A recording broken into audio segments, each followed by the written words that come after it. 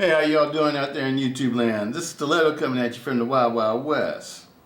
Got my co-host here, Gino. She's here joining us.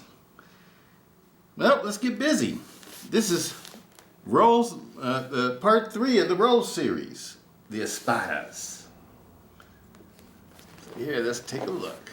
Let's start off with this one. Set this one down out the way.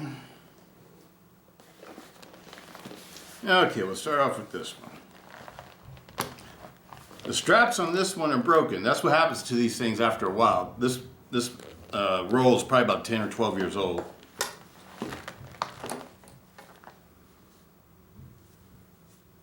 They sort of, they wear out after a while. That's what I'm letting y'all know.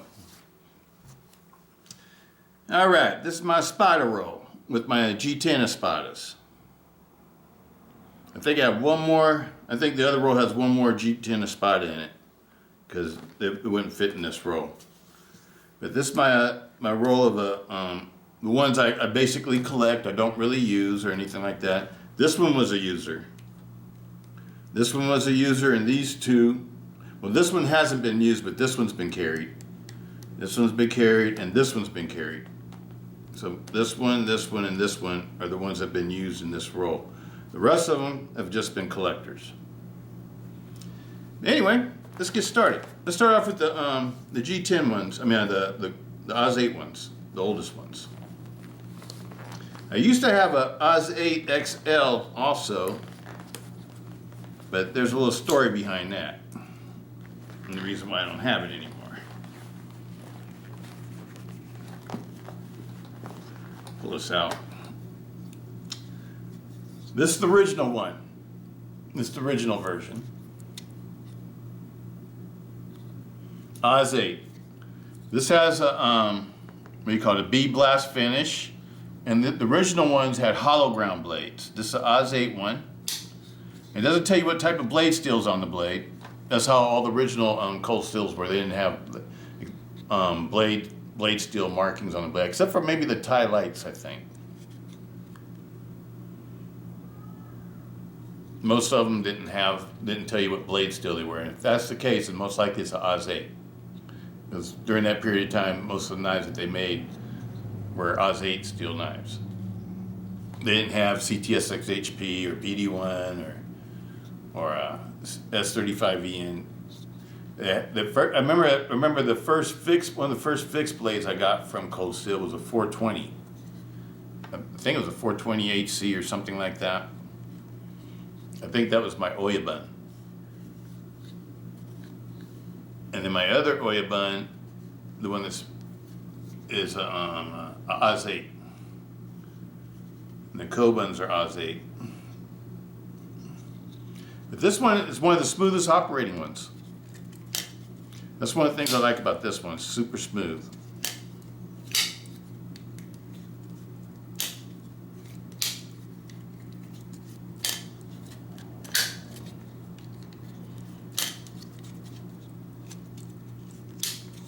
A little bit harder with the reverse like that with the thumb plate. There we go, like that. I have to use that finger. All right, beautiful knife. This size right here is one of the most popular sizes with me. This one and the medium ones are the ones I've really carried. I have carried the XL, a few times, but I decided it was just too big to try to carry. But anyway, let's start displaying these. Let's put this one out. We'll set this aside so we can pull them out from down here. Hey, sweetie. Okay, kiddo. That's my girl. You want to say hi to everybody? You want to say hi to everybody? Is that what you doing? That's my girl. Okay, come on down, kiddo. Come on. You gonna come down? Oh, you just want to stay up here and play, huh? You're in a playful mood. Okay. You gotta get down though, kiddo. That's my girl. Okay. This one right here is the medium size. These had 4mm blade stocks. All the Espadas did. from the smallest to the largest. They all had the same, same blade stock.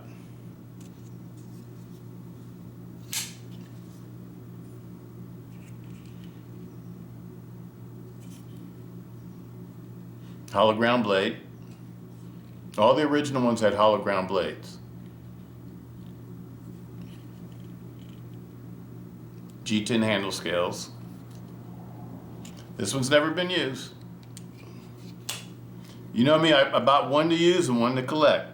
So that's your clue there on that one. Okay, sweetie, you have to get off the table, kiddo. You have to get off the table. All right.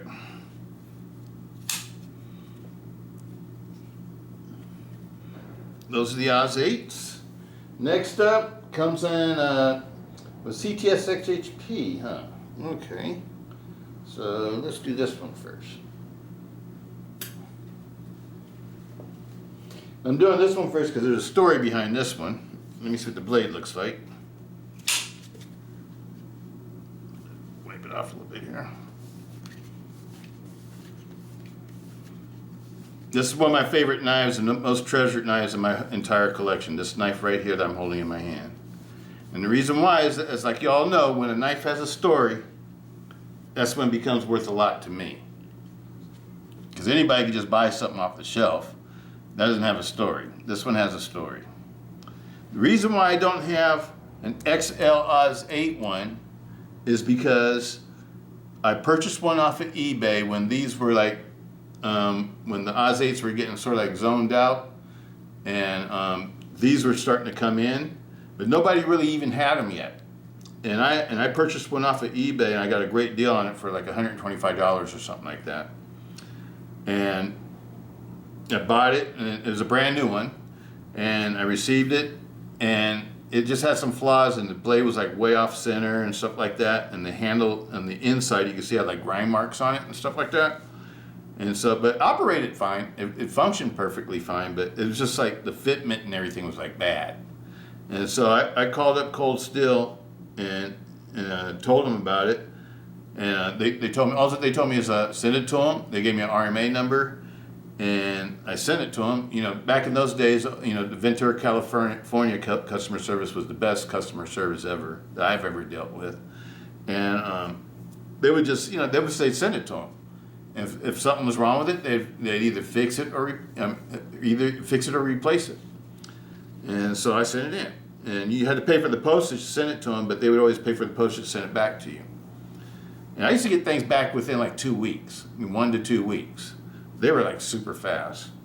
And but anyway, when they sent this one, when they sent the knife back, and I opened up the package, did the unboxing, it was this one.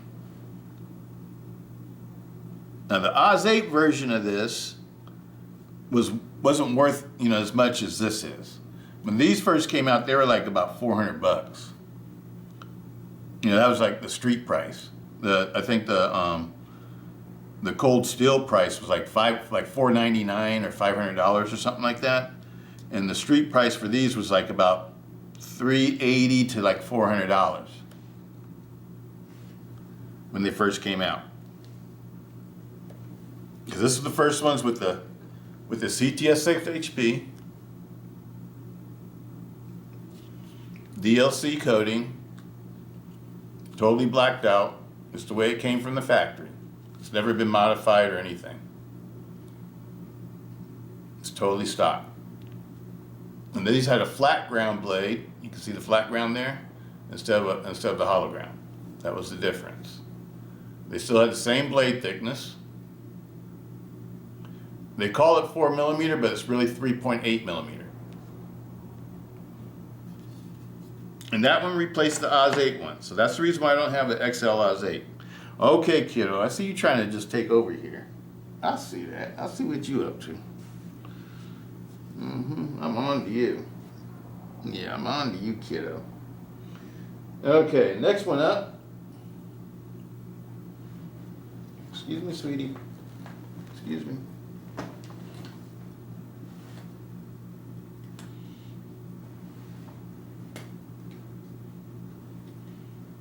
We'll go to the large one next. If I can get out the roll here. Okay. There we go. Let's see what this one looks like. Yeah, I could use a good little wiping. This size is one of my favorite sizes for the Espadas. This is the size I carry all the time when I go on long rides on my bike.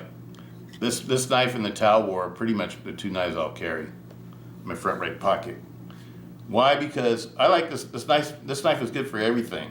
You know, this it's a saber ground blade, so it's a heavy duty Spanish Bowie style blade. That's what I call it. It's like a Spanish version of the Bowie. And I like the Spanish version because it's more, I don't know, it's more dramatic. American versions of the Bowie lots of times are kind of boring looking, but the Spanish style, like the Navajas and stuff like that, and they just have the Mediterranean style and blades and stuff. I just think they're sexy. I just like the way they look. They got like a sinister, sexy look to them. Does that make any sense to anybody? They're flashier or something like that. I don't know. They're meant to, you know, to have more sex appeal or more appeal from the appearance, I think, or something like that. They're not just about business. They're about show too. Maybe that's what it is. This one right here is one I've carried a lot.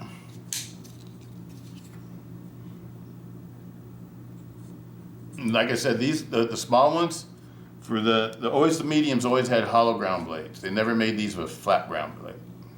Let me wipe this blade off too, so you can see little smirks on it. This knife has been carried a lot. This one and the American Lawman were like the two main knives I used to carry back in the day. And there's also an Oz 8 one of these I still carry today. You'll see that one too. I used to like to carry this one all the time. I used to go to cowboy fast draw practice. All right. And we got a couple more G10 ones here. That's part of the collection pile.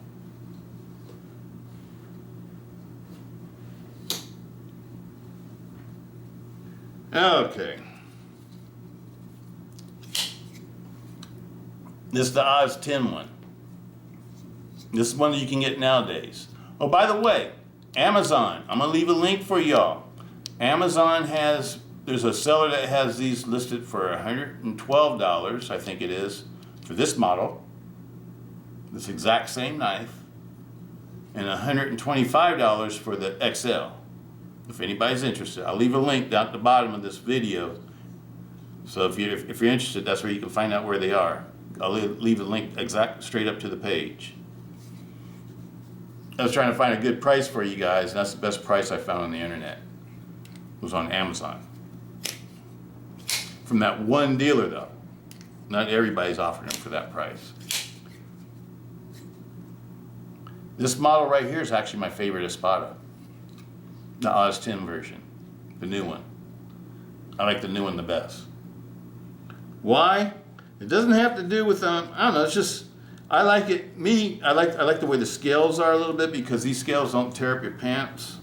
Even though I love the grippy scales, like if I'm actually going to be in combat with something, I would prefer to have the old style scales better. But these scales will wear out your pockets with the pocket clips. I do love the cold steel pocket clips. Everybody says they don't like these pocket clips because they're too strong. Well, I ride a motorcycle, so I don't want the knife falling out my pocket. So I do like strong pocket clips. And these pocket clips certainly work perfectly for me. But the scales, they wear out your jeans. I can show you jeans that they're totally worn out because of these kind of scales, but it's okay though. You know what I mean? Because sometimes it's better to have a good, dependable tool that you really, really feel good with in your hand. And this one doesn't tear up your pockets, but it gives you enough grip that it really feels good in the hand. And these are such a good price. I mean, like you can get them in, like I said, the lowest price I saw I found for them on the internet today was $112. Now I think the guy only had like 6 more left or something like that. So if you guys want to jump on it, you don't need to jump on it. But $112, and they were going for like as high as like about 139 or 100 something like that. You know, I'm sure there's other people who are probably going to charge more, but I don't look at those dealers. You know, but let me see how we're going to do this. Let me put this one down here, huh? Do this one like this. But you know, there's a lot of good deals on them. And I know at Midway during the holidays and stuff, they always sell them for like $125. So you know, there's a lot of places where you can get good deals on them. And this is the one I have carried. This one's been totally polished. It's like the one at EDC now.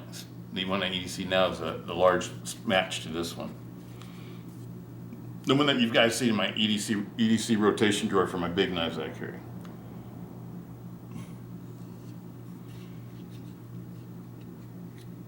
These are some badass blades. I think all cold steel mega folder lovers should have at least one of these.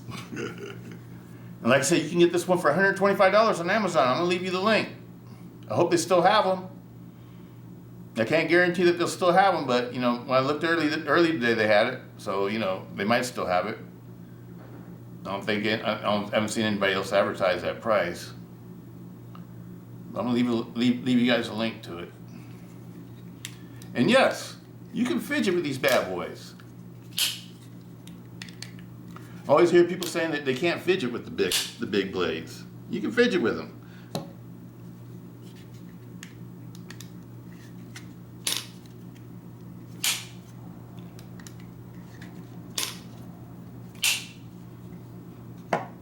Now they're big and bulky. Yeah, they're big and bulky, but it can be done. That's what I just want to show you. I always see people say, I can't open it with one hand. Can't open it and close it with one hand. It just takes a little practice. A little practice, you can teach yourself how to do a lot of things. It's not hard. I'm not a genius or super athletic or whatever. It's just, I fidget with the knives I get. I like to familiarize myself with every knife I've ever owned. I've always fidgeted with. So there's all kinds of knives I know how to use, and use super effectively. But I love these knives. I love these knives. These are some of my favorites. These are some of my favorites. Okay, the next row. Let's break out the next row. Keep it going. Now this roll should have some other knives in it too. There's only like 2 or 3 more knives, I think. Yep, 3 more knives. Let's finish up the G10 ones first. I'm gonna pull all these out just so we can get going a little bit faster. Okay, so put it over here. Yeah, put it right here. Yeah, the plastic came off. You still have the plastic on them. That's cool. I've never used my polished ones. Never carried them, never used them. I just got those to collect. And they were like some of the last ones I got, to tell you the truth. I'm gonna pull this one out too, just to have it out, so I don't forget about it. All right. Haven't seen this one in a long time. My little Kershaw. That's the full-size Kershaw. American Auto. All right. Let me see, we're starting with the G10s. This is my other DLC G10 one. CTS XHP. This is the last one that I purchased. All these others I got when they first came out. This one I got really when it first came out, because I didn't even buy that one. That one was sent to me to replace the Oz 8 one. And these two, after I got that one, I got these two. As soon as the first good deal I found on them, like, you know, right after they were out, a few months after they were out, that's when I got them. So I've had them for a long time. This was the last one I bought. And this one I bought because they were like having closeout sales. And I can't remember what I paid for this. So I want to say it was like $130 or $25 or something like that. It was like super cheap for a Oz 8, I mean not for Oz 8, but for a CTSX HP one with the DLC coating. And they also had them, at this time, they had them with like different colored handles. They had them like blue and gray. Because like when I got these, this was the only finish that you can get them in. You couldn't get them in any other kind of finish. They came all blacked out. That's the only way you were able to get them. Just like when I purchased these, the only way that you were able to get these was in this finish, the stone wash finish. Now, I think they're offering them in different colors again, but they're offering like in blacked out and different like what they call it, like a FDE, I think they call it, handle color. It's like a light brown, like a tan color, like a desert, sort of like a desert color, only it's more brown, a little bit darker. And I think they have the OD green also, and the black, and you also can get blacked out blades too, but they're in Oz 10. They're not CTSX HP or S35EN or anything like that. They're still in Oz 10. And the prices are right for them too. It's like $149 for the XL. Was it XL? Or no, that I think, I can't remember. You guys have to look it up because I don't want to give you bad information. But anyway, let's move this back here like this. See if we can do it sort of like that. I don't know how I'm going to fit all these knives on the table today. All right. Because we still got a couple more.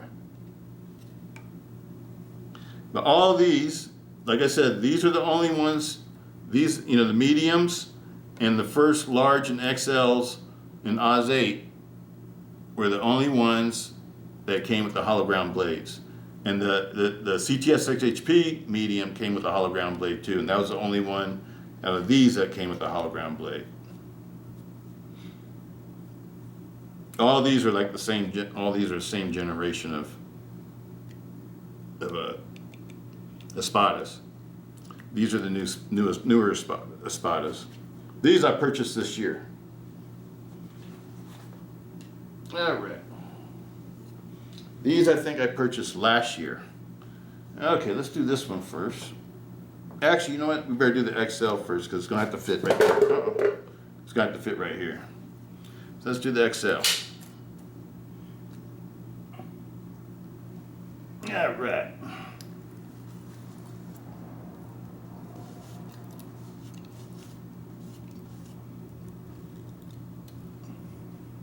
Oh, get poke. Or move that blade down a little bit.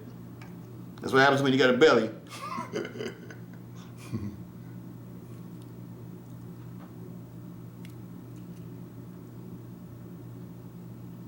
These were like the strongest knives that Cold Steel had for the longest time. They always advertised when they did the weight hang test, I think it held like 750 pounds or something like that. And it was not damaged at all. They just stopped hanging weight on it. So this was always considered to be the strongest Cold Steel knife, the one with the 70-75 bolsters, and the bolsters and liners and what do you call it, the pommel piece or the rear piece. They're all like one piece of metal. They're all machined out of one piece of metal. The back spacer is a separate piece, even though it looks like it's all one piece. You got a back spacer, and then you got the I guess you would call them the handle scales, because handle scales and liners are one piece. This part, the G10 part, is like a milled out section for this G10 piece to fit into. The polished G10. It's a beautifully made knife. 70 aircraft grade 70-75 aluminum is like the best aluminum. It's the strongest aluminum. Stronger than 60-61. Anything better than this would be like titanium. You know, like a good grade of titanium.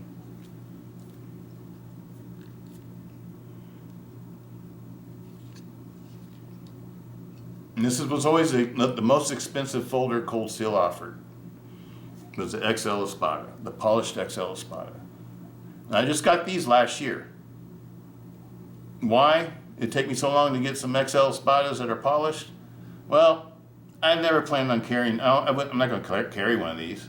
I'd rather carry one of the G10 ones. G10 ones are the users. They're the ones I would carry. And I bought these with the intentions of carrying them.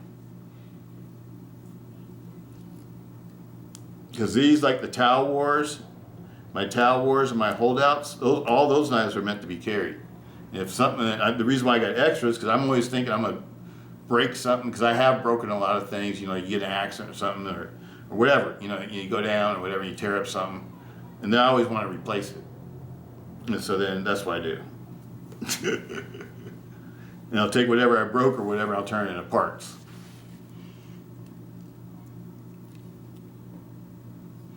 And I like to collect. Because a lot of the things I like, they always become expensive in the future.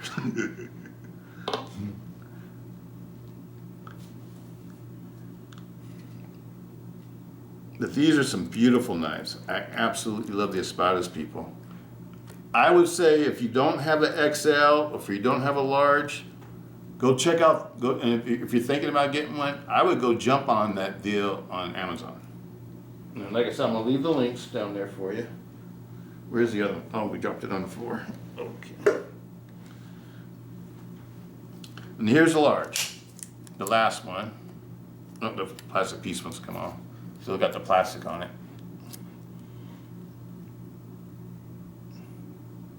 Beautiful knives. This was the one I think it was in the Expendables. Mickey Rourke had one of these. The Sylvester Stallone movie, action movie. The original one, this Expendables. And this is what sort of turned me on to this knife, made me want to get one of these, because that's the first place I think I saw them. I think I saw them in the catalog first. And I was thinking about getting it, because this is like sort of during the time I was carrying another knife that we're going to do the roll of next, the Recon 1 XLs. I used to like to carry the Recon 1s, and well, I still do carry the Voyager XL.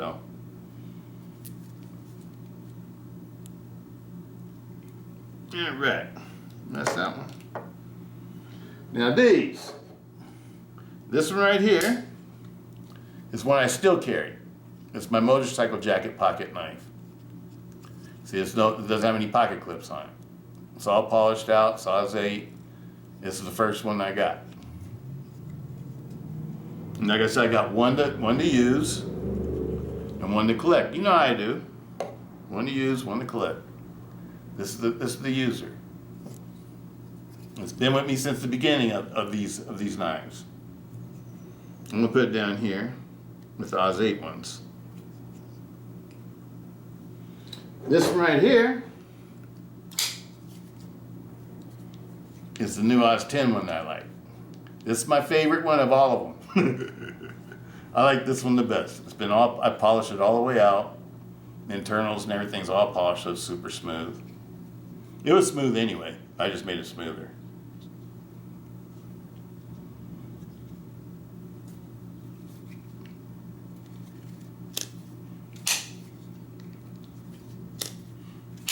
This one's even smoother than the original Oz 8 one now. I love this knife. This is an awesome knife. This is my old Towel War, two of my favorite big knives. And I love my the ones I still carry are the Towel War and this one. And when I carry those, I always have the holdout though. The holdout's in my leather vest. Or if I'm wearing a jacket, I'll be carrying this one.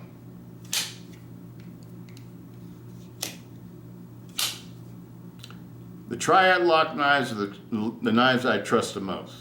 I know I love the Shark lock knives now, and Atlas lock knives, they're cool too. But the ones that I trust the most, if I'm gonna have to use something for a self-defense tool, will be one of these Triad lock knives that I'm showing you my rolls of. I trust my Triad lock knives more than any other folder. I just think they're the strongest. I don't think there's any other lock that's stronger than a Triad lock. Sure, you can make a lock, maybe stronger than a Ti-Lite, but you're gonna have to make the knife super heavy. Andrew Dimka, that's one of the things so cool about the Ti-Lite. Andrew Dimka figured out how to make a locking system that's stronger than all others, ounce for ounce. Weight. I'm talking about the weight of the knife, ounce for ounce, than anything else on the planet. Any other folding knife locking mechanism on the planet. The Ti-Lite is the lock for a self-defense folder. If you really want a real good self-defense folder, something that you're never going to have to worry about the blade folding back in on your hand, in a dire situation or in time of combat or whatever, or an emergency use or rescue use or what have you, nothing beats the Ti-Lite. I think the shark lock's super strong too, but the main reason why I like the shark lock is because it's a fidgeting lock that's super strong. Because most locks that are good for fidgeting aren't super strong locks. That's the reason why I always tell you guys to get something with a flipper. I like for knives with weaker lock systems, I like them to have flippers. So because I've had knife blades fold in on my hand before because the lock gave out. It's not fun. And it happens when you don't expect it. I mean, nobody plans on the knife folding in on your hand, but sometimes you can be doing something, you bump a lock, bump the back of your knife, and the lock gets out, and the blade will fold in on your hand, and it will cut you up if it doesn't have a flipper on it. So that's why it's important to either have a flipper knife or a really strong lock knife. Tri-out locks don't need flippers because the lock is so strong. But that's these. I don't even know where I can put this one. Let me see. It should go right here, I guess, huh? Let me see if we can slide it in over here on top of this one. It'll fit in there. Let this make some room for them. But there they are, people. That's my Espada roll. These are all my Espadas. Well, how many I got? I got 2, 4, 6, 8, 10, 12. 12 Espadas. That's how many Espadas I have. 12 Espadas. Absolutely love the Espada. I highly recommend the Espada. The Espada is like a heavy-duty version of a towel ward to me. I mean, it's like the Espada is more heavy-duty of a knife than a towel ward is. The thing I like about the towel ward is that it's lightweight and it's fast. The towel ward is like the fastest mega folder. It's maybe not the fastest, but it's one of the fastest with like a big blade. And I mean by big blade, I mean like a big wide blade. I'm not talking about like a Ti-Lite 6 or something. Ti-Lite 6 are super fast in the hand. But these are ones that have big blades that are good for like, outdoors survival type stuff if necessary or what have you. It'd be good for a lot of things. The Ti-Lite 6 isn't really good for cutting things and using like that. This one is. This one could even be, one of these could probably even be used sort of like a light camp knife. Hunting knife, camp knife, what have you. I've never used them for that. They've all just been motorcycle knives for me.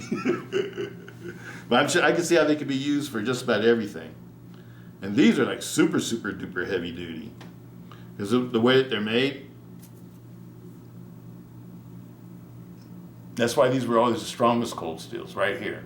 The XL Espada. That's all 70-75 aluminum there. All that polished metal that you see, that's 70-75 aluminum. And the bolsters, the front and rear bolsters and the liner on each side are all one piece. They're made out of a piece of 70-75 aluminum. They're not separate pieces. That's where all the polished ones are made. Beautiful craftsmanship. I mean, it's just a beautiful knife. And that's why I got it. I got it because they're beautiful and I just want to have them in my collection. I remember I got them when GSM bought out Cold Steel. That's when I bought these. Because I didn't know if they were ever going to make them again or whatever. And there were knives that always in the back of my mind, I always told myself I was going to get one day, but never did. I kept getting these. Because these are the ones I really like to carry. These are the ones I like to carry. I don't want to carry one of these. If I'm going to carry a knife, I want something like this. I want something with a really good grip. These have awesome grips. To me, it's far superior to the polished one for a real combat folder. I wouldn't want the polished one for a combat folder. I want one of these. Ones with the grippy G10. Because I'd rather have this G10 handle than the polished, you know, fancy handle, me myself. Because this feels good in my hand. It feels like, you know, like I always tell you, you know, the grip is extremely important. That's one of the most important things to me in a self-defense folders. You gotta have good grip. You don't want to lose it. But anyway, people, I'm gonna leave the links there for you for Amazon. I'm gonna try to get this out for you really quick. Hope everybody's doing good out there. My heart's still going out for people in Florida. I saw the president went and visited them. He listed a whole bunch of things that FEMA's going to be doing for him. So, you know, it looks like a lot of those people are going to get some help. Because a lot of those people don't even have insurance. Because insurance companies won't insure those areas. Maybe it's time for people to start moving out of those areas, you know, because they you know, I don't know. I hear on the news they're always talking about the storms are going to get worse every year with global warming. So I don't know if it's a good idea to keep rebuilding in those areas. Maybe it's time to turn them into national parks and let people move somewhere else to higher ground or something. But anyway, I hope everybody's doing good out there. My heart goes out to all the people in Florida and people around the United States, people around the world that are experiencing all these different disasters and stuff. And you know, in California, we're losing water. Things are getting crazy. It's kind of weird. We're living in a weird time, people. All right. Peace out. Stiletto.